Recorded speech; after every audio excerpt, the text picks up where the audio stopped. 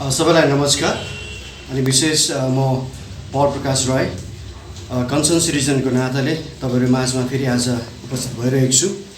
अनि विशेष गरी सिक्किम अनि दार्जिलिङ एकीकरणको विषय जुन अहिले चर्किरहेको छ, यसमा यो विषयलाई लिएर संवैधानिक पक्षहरू के छ अनि यसको जियोपोलिटिकल हिस्ट्री बारे तपाईहरु माझमा केही जानकारी तपाईहरु अगाडि प्रस्तुत गर्न गइरहेको छु। र इतिहासमा दार्जिलिङको पृष्ठभूमिलाई हेर्दा यो भूभाग सिक्किम देशको ऐतिहासिक भूभाग हो। एक समय यो भूभागलाई नेपालले सिक्किमबाट जितेर लगे पनि पछिबाट ब्रिटिस इन्डियाले नेपालबाट यो भूभाग जितेर तितिलियाको सन्धि अनुरूप दार्जिलिङलाई फेरि सिक्किममा फिर्ता गरिदिएको हो। अर्कोतिर कालिम्पोङको ऐतिहासिक पृष्ठभूमिलाई हेर्दा यो भूभाग पनि सिक्किम देशकै भूभाग थियो र लोमेनचोङ अग्रिमेन्ट अनुसार देशको यस क्षेत्रलाई, सिक्किम देशको यस क्षेत्रलाई सुरक्षा प्रदान गर्नको निम्ति लाप्चे देवराजा ग्याबो आचोकले दामसाङ किल्लाबाट यसका वरिपरिका सिक्किमेली भूभागहरूलाई भुटानी आक्रमणबाट सुरक्षा प्रदान गरिरहेका थिए। पछिबाट भुटानले ग्याबो आचोकलाई मारेपछि दामसाङ किल्ला साथै यसका वरिपरिका भूभागहरूलाई भुटानले आफ्नो नियन्त्रणमा ल्याए।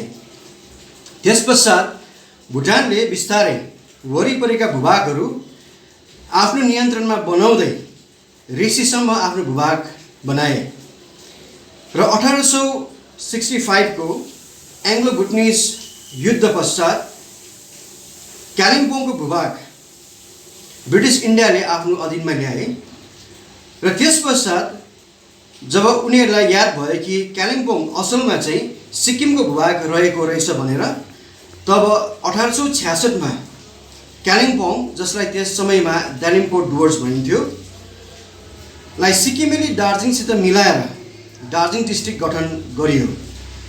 यदि कालिम्पोङ भुटानको जमिन हुँदो हो त ब्रिटिसले कहिले पनि सिक्किमेली दार्जिलिङसँग गाँच्ने थिएन र यो भूभाग डुवर्समै रहन्थ्यो, किनकि कालिम्पोङ भुटानमा एउटा कङ्कर्ड ल्यान्ड भएर बसेको थियो र सिक्किमले कहिले पनि भुटानलाई कालिम्पोङ सिड गरेको दस्तावेज नजर हामी पाउँदैनौँ।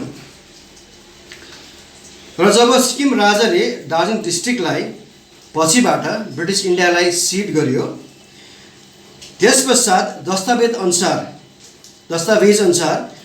दार्जिलिङ डिस्ट्रिक्टको सालाना कम्पेन्सेसन ब्रिटिस इन्डियाले सिक्किम राजालाई ट्रिटी टर्म्सको आधारमा अनि पछि गएर इन्डिपेन्डेन्ट इन्डियालाई the land requisition apportionment of compensation act 1949 को तहत दिएको दस्तावेज अनुसार बुझिन्छ।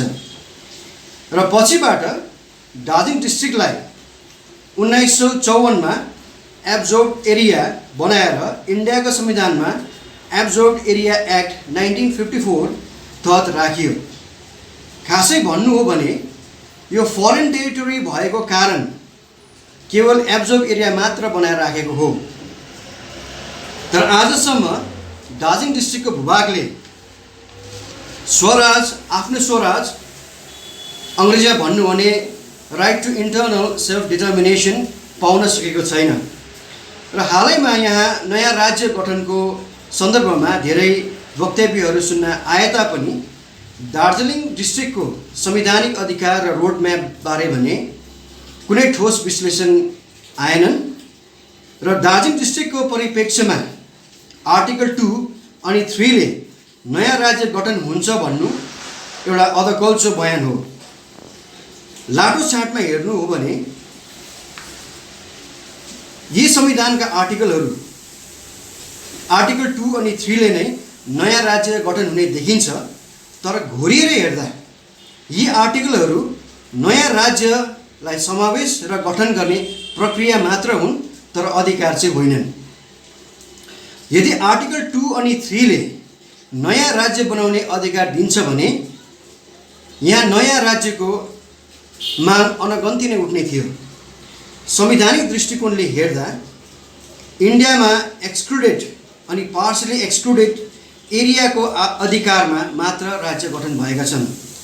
यी भूभागहरूमा आर्टिकल 2 अनि 3 प्रयोगले राज्य गठन भए, तर इन्डियामा केवल एउटै मात्र राज्य छ जो यो नियमहरू बिना नै राज्य बनेका छन्, अनि त्यो राज्य सिक्किम राज्य हो। सिक्किम एउटा सिङ्गो देशबाट राज्य बनेको कारण यसलाई सोझै आर्टिकल 2A मार्फत संविधानमा राखिएको छ। Darjeeling district partially excluded area अनि सिक्किमेली एब्जर्ब्ड एरिया भएका कारणले यो भूभागको नयाँ राज्य बनिने अधिकार छ, तर यसको पेरेन्ट देश सिक्किम इन्डियाको 22वां राज्य भएको हुनाले दार्जिलिङ डिस्ट्रिक्टले आर्टिकल 2A मार्फत नै आफ्नो अधिकार पाउने देखा पर्दैछ। यसैले आर्टिकल 2 अनि 3 प्रयोग हुने देखिँदैन। जब वर्तमान इन्डियामा दार्जिलिङ डिस्ट्रिक्टको भूभागलाई संवैधानिक रूपमा इन्कर्पोरेट गरिन्छ, तब आर्टिकल 2A, आर्टिकल 368 को प्रयोग साथै आर्टिकल 371F को एमेन्डमेन्टले यो हुनेछ। आर्टिकल 3 लाई पढ्दा कुनै पनि राज्यको भूभाग घटाएर या बढाएर राज्य बनाउने प्रावधान छ, तर यो प्रावधान संवैधानिक अधिकार भएको भूभागमा मात्र लगाउन पाइन्छ। तर यहाँ प्रश्न यो उठ्छ कि दार्जिलिङ डिस्ट्रिक्ट संवैधानिक रूपमा कुन राज्यको भूभाग हो? कि यो नोमेन्स ल्यान्ड भएर बसेको छ? यसो हो भने आर्टिकल 3 कसरी प्रयोग गरिने, यो एउटा प्रश्न छ यहाँनिर। र संवैधानिक रूपमा दार्जिलिङ डिस्ट्रिक्ट अझै पनि फरेन पिस अफ ल्यान्ड देखा पर्दैछ। यसैले आर्टिकल 2 ले एउटा विदेशी मुलुक सिक्किमलाई राज्य बनाएको छ भने सोही आर्टिकल 2A बाट यस देशको छोडेको भूभाग दार्जिलिङ डिस्ट्रिक्ट को अधिकार पनि यही आर्टिकलमा देखिन्छ। यो प्रक्रिया 1975 सालमा इन्डियामा सिक्किम विलय हुँदा नै यो भूभागको एकीकरण हुनु पर्थ्यो, तर यसो भएन। यसर्थ दार्जिलिङ डिस्ट्रिक्टले फेरि सिक्किममा विलय हुँदा यो छोडिएको भूभागले संवैधानिक न्याय पाउनेछ। र अन्तर्राष्ट्रिय बुझाइ अनि संवैधानिक आधार अनुसार केवल इन्डिजिनियस पिपललाई मात्र राज्य बनाउने अधिकार दिएको छ। यो हामीले गभर्नमेन्ट अफ इन्डिया एक्ट 1935 अनि government of India act order 1936 पढ्दाखेरि हामीले त्यहाँ एउटा लिस्ट पाउँछौँ, त्यसबाट हामीले यो जानकारी पाउन सक्छौँ। यसैले यी इन्डिजिनियस पिपलहरूले जमिनी हक पाउँदछन् र यही कारण इन्डिजिनियस पिपलहरूको ल्यान्ड ट्रान्सफर हुँदैन भन्ने अधिनियम कहाँबाट आएको भन्दा यहाँबाट बुझिन्छ। यही कारण एसआरसी को राज्य गठन गरिने लिगल बेस पनि 5th अनि 6th शेड्युल रहेको पाउँछौँ। यसर्थ जुन इन्डिजिनियस पिपलको नाममा सिक्किम राज्य बनेको छ, त्यही इन्डिजिनियस पिपलको नाममा अर्को राज्य बनिने संवैधानिक रूपमा कुनै पनि छाट हामी देख्दैनौँ।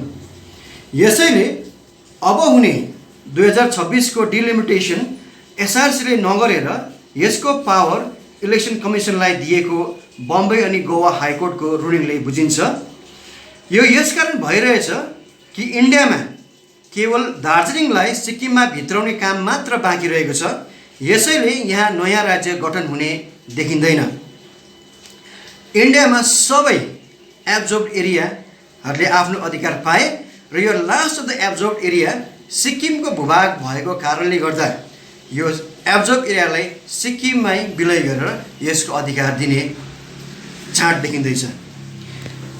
जसरी इन्डियाले ट्रिटी अब्लिगेसनका भूभागहरूलाई आर्टिकल 253 अनुरूप 32 स्क्वायर माइल्सको देवानगिरी 1951 मा भुटानलाई फिर्ता दियो र 2015 मा बङ्गलादेश एन्क्लेभका 40 स्क्वायर माइल्सका भूभाग बङ्गलादेशलाई फिर्ता दियो।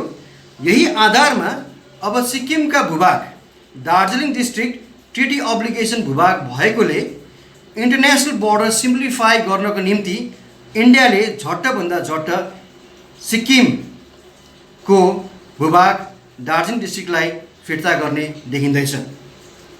र विशेष रूपमा यहाँ के सुन्न आइरहेको छ यो घडीमा भन्दा सिक्किमले यो कुरोलाई विरोध गर्छ भन्ने जनमानसको मानसपटमा यो एउटा प्रश्न तिर्सिएको हामी पाउँछौँ।